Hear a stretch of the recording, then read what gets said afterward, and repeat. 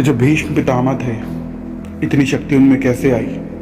सब कहते हैं उनको वरदान था, उनको ये था, उनको वो था। नहीं नहीं नहीं, जो मूल कारण था उनकी शक्ति का, कि महाभारत में ऐसा बताया गया है कि 150 वर्ष की उम्र में वो महाभारत का युद्ध लड़ रहे हैं। आज 30 साल 40 साल के नौजवान ढंग से चल नहीं पा रहे, उनके पैरों में दर्द, उनकी आंखों पे चश्मा, उनके पेट आगे निकले हुए, दिमाग और बुद्धि से पैदल, कुछ उनको पता नहीं होता।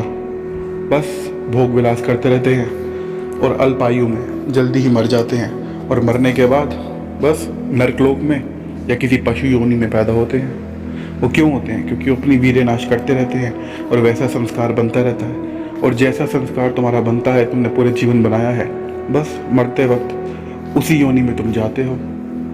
मगर भीष्म पितामह कैसे थे?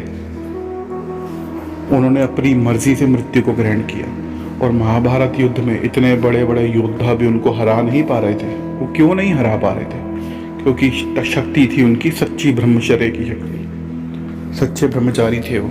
अब सच्चे ब्रह्मचारी कौन होता है? वो होता है जो मन से भी ब्रह्मचारी होता है, मन में भी गलत विचार नहीं आने देता। ये थोड़ा कठिन है, मगर हो सकता है। एक बार तुम्हारे मन में विचार आ गया, कुछ गलत विचार आ गया, कुछ अश्लील विचार आ गया, बस विचार को मानो एक केमिकल है। वो विचार एक केमिकल तुम्हारे दिमाग के अंदर, तुम्हारे खून के अंदर पैदा करेगा, और फिर तुमको उस हिसाब से प्रवृत्ति होगी तुम्हारी, उस हिसाब से तुम उसी गली रास्ते, उसी रास्ते चलोगे। क्योंकि वैसा विचार वैसा केमिकल पैदा करेगा तुम्हारे शरीर के अंदर, और जैसा केमिकल पैदा करेगा तुमको वैसा फीलिंग आएगी, वैसी अनुभूति होगी, और तुम्हें लगेगा कि अब मेरा मन कर रहा है। ये जो मन कर रहा होता है ये कुछ नहीं है, ये केमिकल अंदर क्रिएट हुआ होता है, ब्रेन के अंदर, खून के अंदर, और वो केमिकल क्रिएट होता है विचारों से।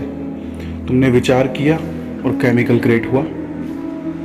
बस तुमको विचार नहीं करना, विचार करोगे तो केमिकल क्रिएट होगा, केमिकल क्रिएट होगा तो तुम आगे बढ़ोगे गलत रास्ते पर, गलत रास्ते पर आगे बढ़ोगे तो खड्डे में गिरोगे, खड्डे में गिरोगे तो दुख होएगा ही होएगा तुमको। फिर तुमको वो दुख को हटाने के लिए अपना टाइम लगाना पड़ेगा, अपना पूरा जी जान लगाना पड़ेगा, क्योंकि दुख तो किसी को पसंद होता नहीं।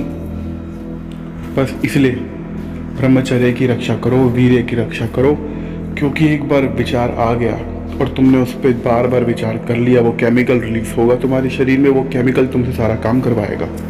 इसलिए भीष्म पितामह को जो महाभारत में थे वो उनको आगे रखो, और देखो तुम आगे ही बढ़ते रहोगे ब्रह्मचर्य में। जब भी गलत विचार आए तो भीष्म पितामह की कहानी, कथा या महाभारत सुनो, उनको याद करो कैसे एक युद्ध क्षेत्र में 150 वर्ष का या उससे भी अधिक आयु का मनुष्य, कोई भी उसको हरा नहीं पा रहा था।